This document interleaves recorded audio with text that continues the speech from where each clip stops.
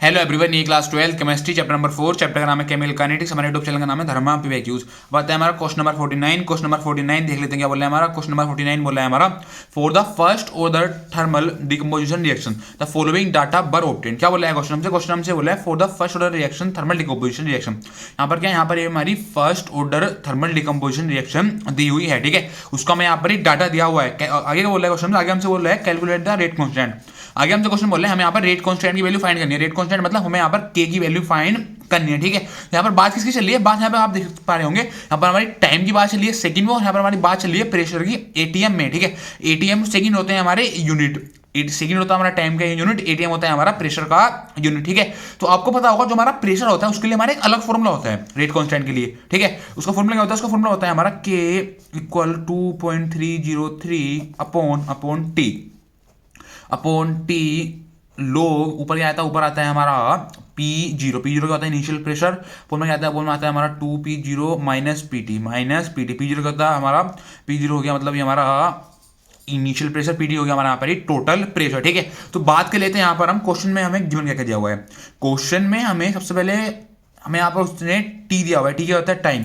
Time उसने हमें यहाँ पर दिया हुआ है 300 सेकंड, ठीक है। 300 सेकंड आगे क्या बोल रहा है, आगे हमसे P0, हमें P0 की वैल्यू फाइंड करनी है एक तो, ठीक है। P0 क्या होता है, P0 का मतलब होता है इनिशियल प्रेशर। P0 का मतलब होता है, P0 का मतलब होता है इनिशियल प्रेशर, ठीक है। इनिशियल प्रेशर का मतलब होता है जहां से हमारी रिएक्शन स्टार्ट हो रही हो, ठीक है। रिएक्शन हो रही है हमारी 0 सेकंड से स्टार्ट। 0 सेकंड का जो हमारा प्रेशर दिया हुआ है वो कितना दिया है, वो हमें दिया हुआ है 0.30, ठीक है। तो 0.30 ही हमारा यहाँ पर इनिशियल प्रेशर हो जाएगा।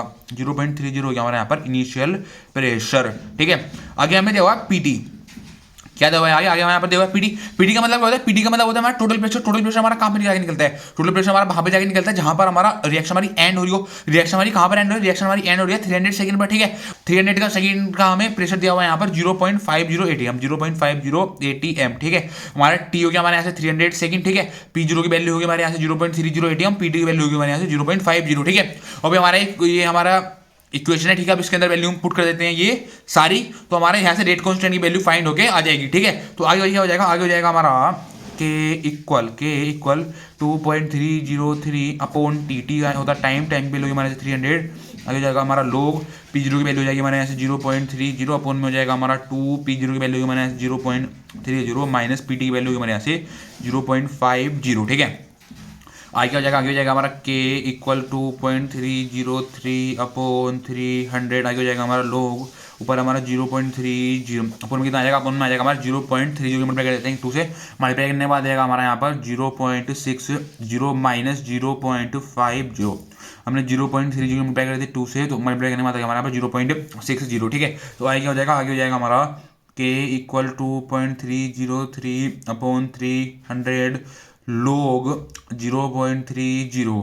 अब कह रहे थे हमने यहाँ पर 0.60 में से हमने माइनस कर दिया 0.50, माइनस करने के बाद आ जाएगा हमारे यहाँ पर 0.10, ठीक है। तो आगे क्या हो जाएगा, आगे हो जाएगा हमारा के इक्वल 2.303 अपॉन 300 लोग। अब क्या करते हैं, यहाँ पर हमने ऊपर से डेसिमल हटाया, नीचे कितनी जीरो आ जाएंगे, नीचे आ जाएंगे हमारे 20। हमने नीचे से डेसिमल हटाया, ऊपर कितनी जीरो आ जाएंगे, ऊपर आ जाएंगे हमारे 20, ठीक है। अब यहाँ पर एक जीरो से हमारा जीरो कैंसिल हो गया, जीरो से हमारे यहाँ पर जीरो कैंसिल हो गया, जीरो से हमारे यहाँ पर जीरो कैंसिल हो गया, ठीक है। ऊपर कितना बचा, ऊपर बचाया हुआ है फिर हमारा यहाँ से log 3, ऊपर बचा हमारा log 3, ठीक है। हमारी log 3 की वैल्यू कितनी हो जाएगी, log 3 वैल्यू कितनी हो जाएगी, log 3 की वैल्यू आपको पता है क्वेश्चन में गिवन भी दी हुई है, कितनी है log 3 की वैल्यू। log 3 की वैल्यू हमारे यहाँ पर है 0.4771, ठीक है। तो आगे हो जाएगा, आगे हो जाएगा हमारा के इक्वल 2.303 अपॉन में आ जाएगा हमारा 300। आगे हो जाएगा log 3 की वैल्यू में क्वेश्चन में गिवन दी हुई कितनी है 0.4771, ठीक है। तो आगे हो जाएगा हमारा के इक्वल 2.303 मल्टीप्लाई 0.4771 अपॉन 300, ठीक है। तो आगे हो जाएगा, आगे हो जाएगा हमारा के इक्वल कर दिया हमने यहाँ पर 2.303 से मल्टीप्लाई कर दी 0.4771 को मल्टीप्लाई करने के बाद कितना है, मल्टीप्लाई करने के बाद हमारे यहाँ पर 1.098 फोन में कितना आ जाएगा, फोन में आ जाएगा हमारे यहाँ पर 300, ठीक है। तो आगे हो जाएगा, आगे हो जाएगा हमारा के इक्वल अब क्या कर दिया हमने यहाँ पर 1.098 को डिवाइड कर दिया 300 से। तो डिवाइड करने के बाद कितना आ जाएगा, डिवाइड करने के बाद आ जाएगा हमारे यहाँ पर 0.00366 सेकेंड इनवर्स।